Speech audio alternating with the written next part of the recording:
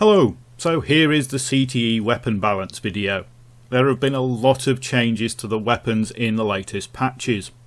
Some of them are global changes, so things like the headshot multipliers changed, all ARs have changed, all carbines have changed, all PDWs have changed. Some of them are gun specific.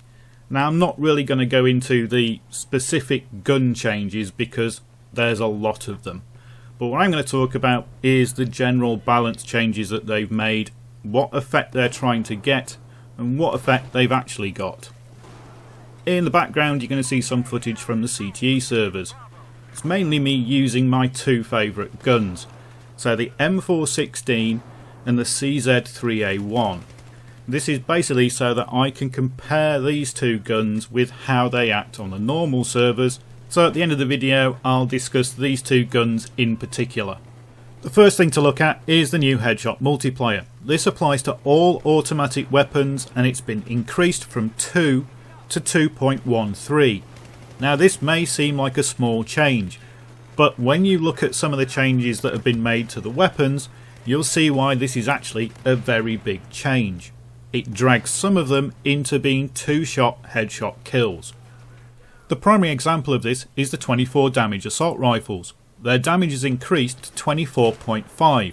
Combine that with a new headshot multiplier of 2.13 and they can get kills with 2 headshots out to a range of about 20 meters. To compensate for this, assault rifles have received a slight nerf. They've received an increase to their max spread value. So that means if you try fully automatic sustained fire with an assault rifle now, its spread is much worse. They've also received what DICE is saying is generally harder to control recoil.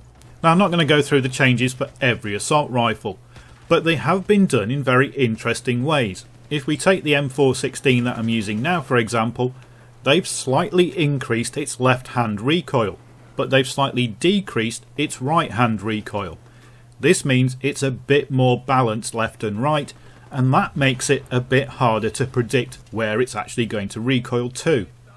And combined with its increased spread, it means the M416 isn't as good at fully automatic fire as it used to be. They're now making assault rifles much more aimed at burst fire. When it comes to the LMGs, the changes are even more dramatic. They've really emphasised the difference between mag-fed LMGs and belt-fed LMGs. To do this, the belt-fed LMGs now have higher spread than the magazine-fed LMGs. So even though you've got more rounds to throw around with a belt-fed LMG, it's now not as controllable while in full automatic fire as a magazine-fed LMG. Even when using a bipod, the spread increase on the belt-fed LMGs is noticeable. DICE's intention is to make the magazine-fed LMGs the mid-ground between assault rifles and the belt-fed LMGs. Two of these magazine-fed LMGs have had major changes. The U100 is now the most accurate LMG in the game. It's had its side-to-side recoil reduced by half, its vertical recoil reduced by 0.5. To compensate for this, it's had its magazine size corrected. It had a 45 magazine, it should have had a 30 magazine, and now it does. The 74M has also had a magazine size reduction from 45 to 40, but this is because it's had a major damage change. It's now got its own mid-range damage model. It's got a 30 max damage and a 20 minimum damage. Add in the new L86A2 and magazine-fed LMGs are now much different from their belt-fed counterparts. They're much more accurate, they're better on the move, and they're a lot more like assault rifles. Carbines have been given a similar treatment to assault rifles.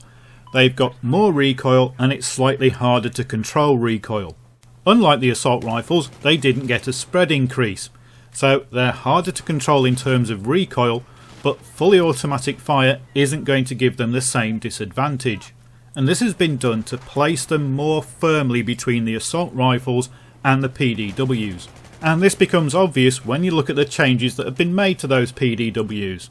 So their maximum spread across the board has been reduced from 1.5 to 1.3. There has been no overall increase in recoil, There have been some recoil changes to PDWs, but they're on an individual basis. Notable changes are the AS Val. It's had its left recoil increased, so it's more balanced and less predictable. But it's had its first shot multiplier reduced, it's had its vertical recoil reduced, and it's also been given a heavy barrel. So with its first shot multiplier reduced, its vertical recoil reduced, and that heavy barrel modifier, even though it's silenced, it is going to be more accurate at range than it was before. It just means with that balanced side to side recoil, it's going to be more of a burst fire gun. The JS2 has also seen a lot of changes. It's now been given the 9mm PDW bullet, its magazine capacity has been dropped from 51 to 31, but it's been given 5 magazines, so it carries pretty much the same ammo, you just have to reload it more often. But the biggest change has been in its damage model. It now does 30 damage maximum, dropping off to 5 minimum. So it does massive amounts of damage close up, but almost no damage at range.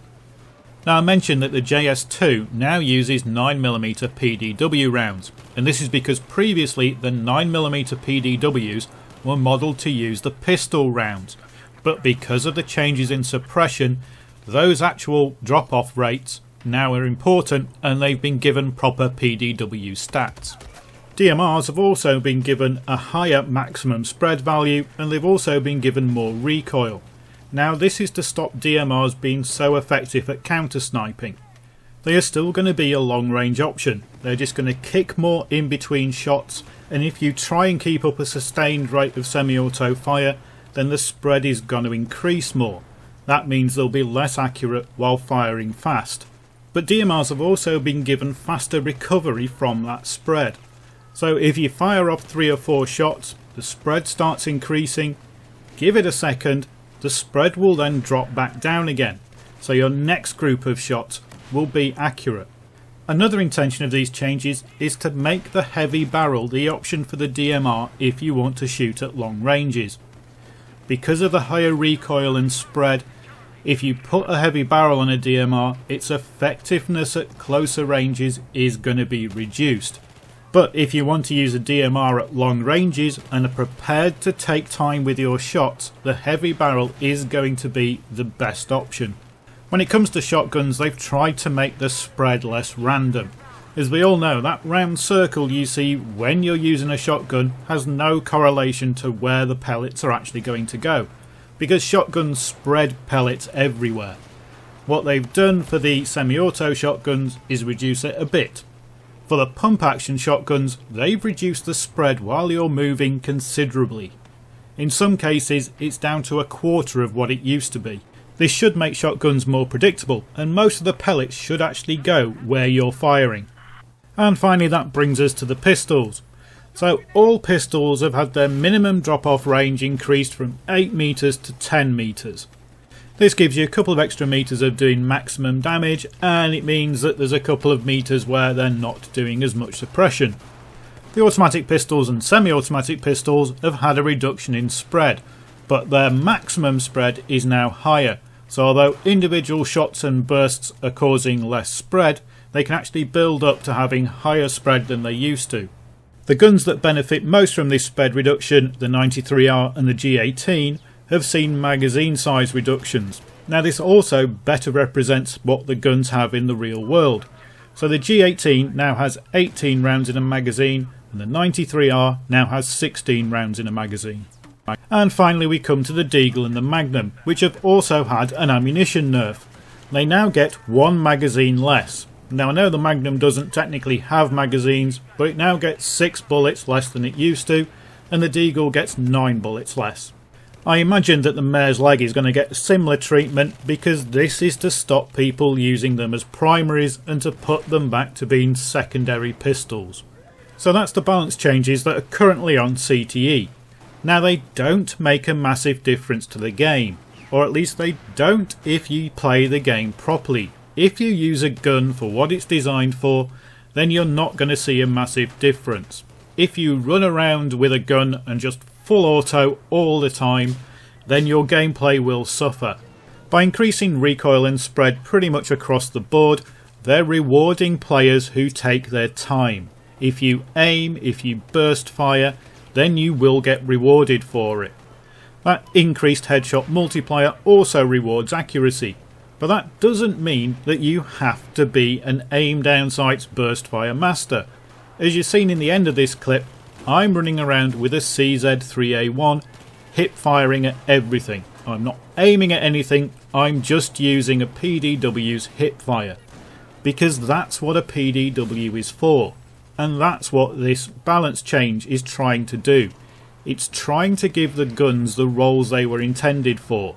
So an assault rifle isn't a jump round the corner, spray at everything kind of gun. That's what PDWs are for.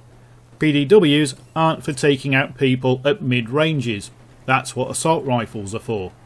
Nothing in these changes is going to dramatically affect the way that Battlefield 4 plays, but what it does do is fine tune it a bit and give guns more of a purpose.